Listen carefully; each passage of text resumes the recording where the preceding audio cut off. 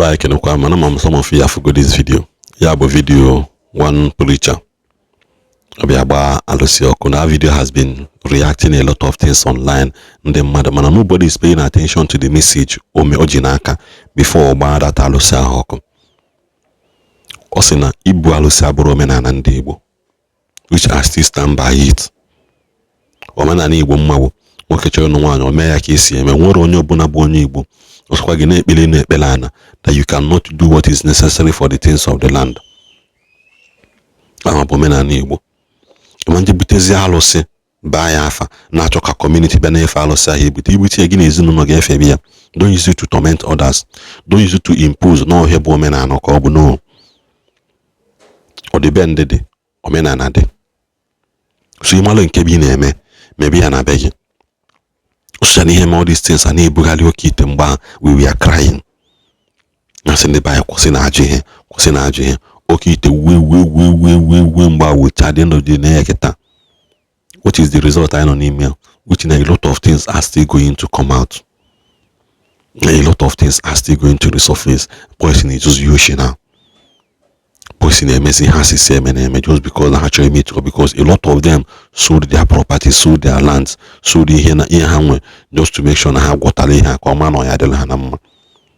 But when we are saying that Nekwesi is a very smart businessman, Rob Peter and Paul, or when we take on at the end of the day, Bull's Inuaka and Iluaka. Inuaka and Iluaka. A lot of people now I'm going to mention that this video now. Pastor Ekwesiri Menka, why would you bahalo Yalosioko? Why would you mehe Ihana Basaria that has been a threat to the people? That has been a threat to people. You don't know mother name me like this. You make a thing for that and other rose. You wish ya be and some things I did good and that na Equinsu I would pollute the heart of men. Hana Mihana Kwesiri signal here but the right thing to do, and a lot of us are supporting it. In as much as that thing can pay you, you will end up supporting it.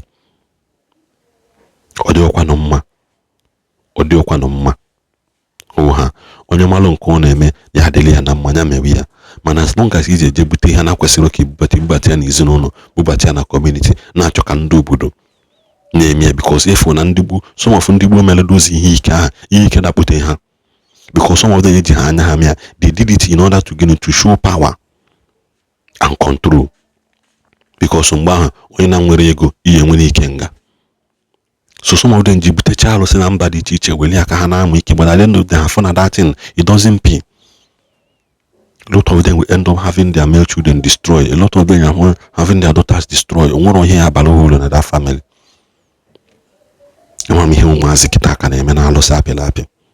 Here na sana anya mana na the video ndoba anye una abugonu ele olusi egbu abo foto na we na anye ka bo Obinna nwanno Nwimo from Umanagoka. This young boy in Africa na photo no na aloshi hine nanya ka aloshi do na aloshi be ni na aloshi ye bi ta aloshi.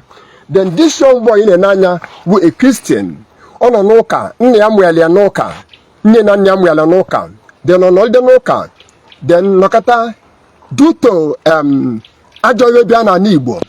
This boy Maba no menana, no menana. The 3 weeks Oshinoka for he died. This young boy died. This is 1 year this boy now. Even the water photo with the one Colombia, not that Banira Mara. Now, una going investment. Other one in the beer. You have one other one in the beer. Then you have one other one in the beer. Then, all go no in a Nayaba, natural Mazia, natural in the beer.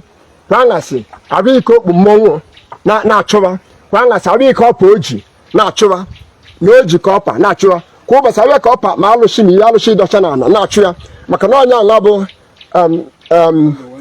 ozawala ona ogwazilo ozawala ona mana ndo ba sini ken gadi wile awanyanku no ka alishi bukivu awalo shenku so ile ano tatabu iwa na ba shenku kowle e won in Colombia ị na-agwọ makwa ka isi agwọ ị na-agwọ ịgwọ na nke ya ewe isi gị so ndị be anyị si na oke alụsị bụ ka ivu awa anya nkụ tata ya bụ alụsị ezi anya alụsị abụ niile na ọkụ na-enwuru a this is 1 year this young man nwụrụ oh Emily so I warning ụmụ ikolobịa I am Prophet Gideon and my one ụmụ ikolobịa niile n'obodo ndị rafụ ndị na-ọgwụ oke ọgwụ gwaka onwere ebe ọgwụ dụga eje ibe na-emebe abụrụ omenala ibe abụrụ omenala nna anyị wa alụsị abụrụ omenala Igbo dị iche na alụsị dị iche.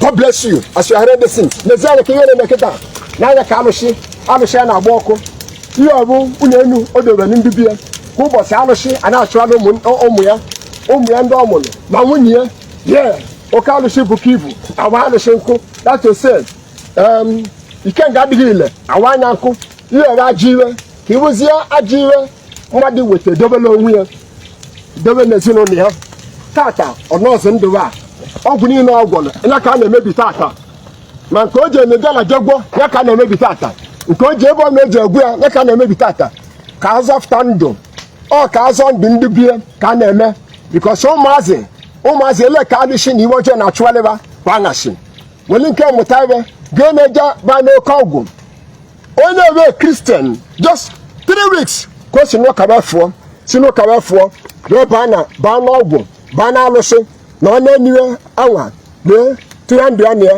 I am Prophet Gideon na-adụ ụmụ ikolobịa ndụmọdụ repent now ibe na-eme Igbo atọrọ nkịtị ibe bịa na n'Igbo atọrọ nkịtị akụkụ taa na ntọ yibabala ọ bụrụ ụdị omenala ka nna anyị o mere ọ bụrụ oke ọgwụ abụrụ omenala ọgwụ abụrụ omenala ndị Igbo ọgwụ abụrụ omenala ndị Igbo ọgwụ abụrụ omenala ndị Igbo chegelie ma ịchọ nchegeli.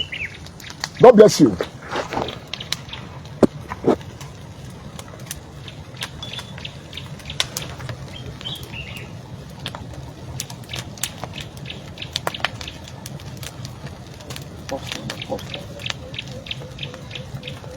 I'll finish. I'm not finished. You can pause that. I want. I'm coming to come to you. Oh no. Well, that's it. Pause. Another man here will life. Another pause.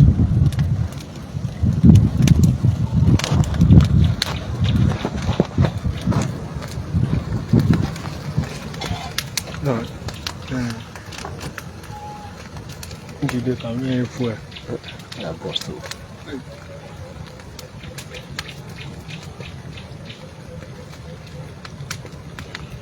Oh no, what you see, I don't know. Will live.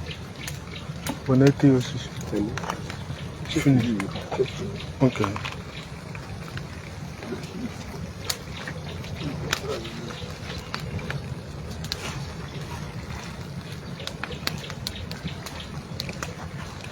Should I wrap it up? Eh? I'll wrap on up. Yeah, wrap on. Finish.